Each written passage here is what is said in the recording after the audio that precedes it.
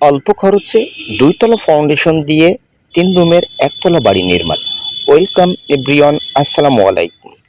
দর্শক, আজ আপনারা যে বাড়িটার টোটাল ডিজাইনটা দেখতে চলেছেন, বাড়িটার ছাদ 900 স্কোয়ার ফিট। বাড়িটার ভিতরে 3টা মাস্টার বেডরুম এবং 12টি প্লার দিয়ে সুন্দরভাবে 3টা বেডরুমের একতলা বাড়ির টোটাল ডিজাইনটা করা হয়েছে। এখন কিভাবে আরসিসি ফাউন্ডেশন দিয়ে অল্প বাজেটে কলম বাড়ির কাজ করবেন সে বিষয়টি সুন্দরভাবে জানতে পারবেন এবং ফাউন্ডেশন থেকে আজ এই বাড়িটার যতটুকু কাজ দেখছেন এতটুকু কাজের জন্য কত টাকা খরচ হয়েছে এবং কিভাবে অল্প বাজেটের মধ্যে দুইতলা ফাউন্ডেশন নেবেন, ভিডিওর শেষ পর্যন্ত দেখলে পুরো বিষয়টি ক্লিয়ারভাবে বুঝে নিতে পারবেন।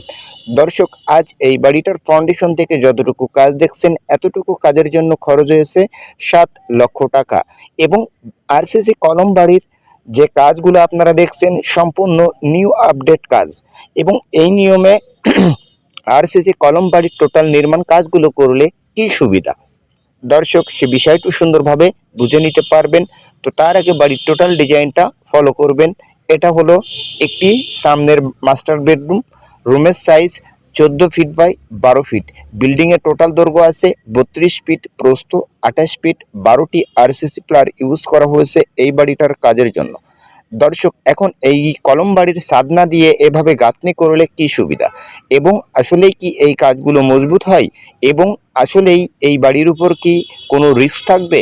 দর্শক, এভাবেই টোটাল কলম বাড়ির নির্মাণ কাজগুলো বর্তমানে করা হচ্ছে। এভাবে নির্মাণ কাজগুলো করলে গাঁথনি করে টোটাল ছাদের লিন্টন দিয়ে ছাদের নিচে পর্যন্ত কাজটি করলে কি হবে, বেশ কিছু মিস্ত্রি খরচের টাকা সেভ হয়। তো দর্শক, এই বিষয়টিও জানতে পারবেন। প্রথমত ফ্লোর প্ল্যানটি ভিজিট করুন। এটা হলো ডাইনিং এবং সামনের দিকে 2টা মাস্টার বেডরুম, পিছন দিকে 1টি মাস্টার বেডরুম এবং 1টি টয়লেট, 1টি কিচেন এবং এটা হলো কিচেন। একটু খেয়াল করে দেখবেন, মোট 4টে বেডরুম থেকে 3টা বেডরুম করা হয়েছে, 1টি করা হয়েছে টয়লেট এবং 1টি রুম থেকে করা হয়েছে কিচেন। মতলব 3টা রুম করা হয়েছে, 1টি রুমের জায়গা থেকে 2 সেকশনে 1টি টয়লেট করা হয়েছে, 1টি কিচেন করা হয়েছে। এই টয়লেটের সাইজ 7 ফিট বাই 5 ফিট, কিচেনের সাইজ 7 ফিট বাই 9 ফিট। দর্শক, মেন গেট দিয়ে ঢোকার পরেই ডান সাইডে পাবেন 2টা মাস্টার বেডরুম। 2টা মাস্টার বেডরুম একটু বড়। এই সাইটের সামনের দিকে আরেকটি master bedroom 14 feet by 12 feet. 3টা বেডরুমের সেম একই সাইজ। তো এই ফাউন্ডেশনটি করা হয়েছে সম্পূর্ণ 12 মিলি রডের উপর। দর্শক, এখন এখানে দেখুন 7 ফিট করে গাঁথনি করে টোটাল লিন্টন দেওয়া হবে।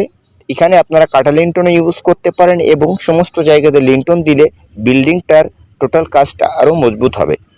তো আপনার কম বাজেট থাকলে অবশ্যই লিন্টন কাটা দিবেন এবং তার উপরে গাঁথনি করবেন। তার পরবর্তীতে ছাদের নিচে ভীম এবং ছাদ দিয়ে টোটাল বাড়িটার ছাদটি ঢালাই দিবেন।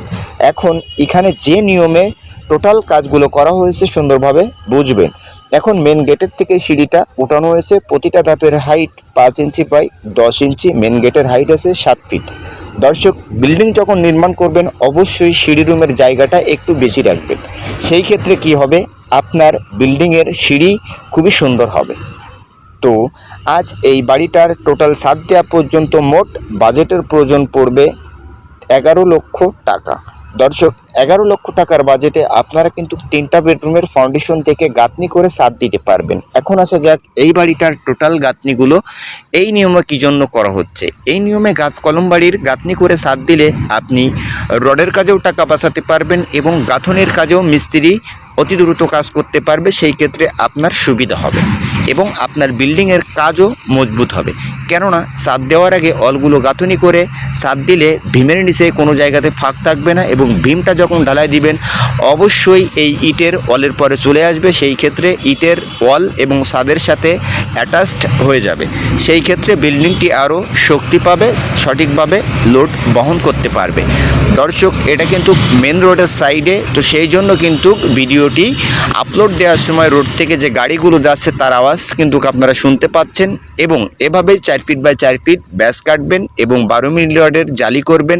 5 ইঞ্চি সেন্টার টু সেন্টার জালিগুলো বাঁধবেন এবং এটা এইভাবে রিনগুলো বাঁধতে হবে। বিশেষ করে পুটিং কলমেরগুলো 5 ইঞ্চি সেন্টার টু সেন্টার বাঁধবেন এবং 4 পিস করে 16 মিলি রড ইউজ করবেন। 1.5 ফিট মাটাম দিবেন এবং একটি কলমে সাপোর্ট ব্যাস থেকে শুরু করে ছাদের নিচে পর্যন্ত রডের প্রয়োজন পড়ে 64 কেজি।